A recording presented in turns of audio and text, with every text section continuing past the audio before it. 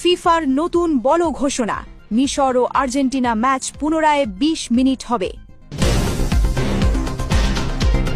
প্রিয় দর্শক, ফুটবল বিশ্বকাপের ইতিহাসে কি কখনো কোনো দল অভিযোগ করে ম্যাচ পুনরায় খেলার সুযোগ পেয়েছে?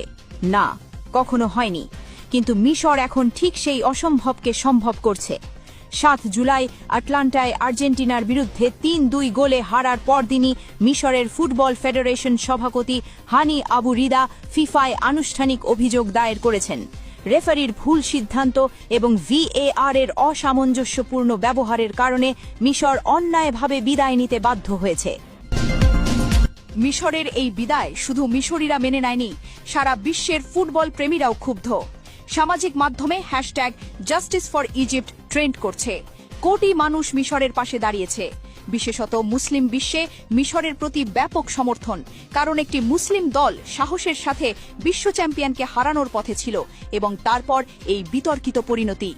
আরব বিশ্বের সংবাদ মাধ্যমগুলো মিশরের পক্ষে একমতে কথা বলছে।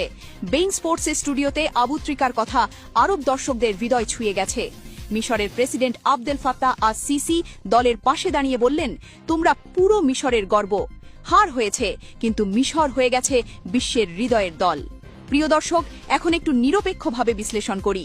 মিশরের পক্ষে যা বলা যায়, দ্বিতীয় গোল বাতিল নিয়ে সত্যি প্রশ্ন আছে। সালাহার পেনাল্টি নিয়ে সত্যি প্রশ্ন আছে। VAR অসামঞ্জস্যপূর্ণ আচরণ করেছে।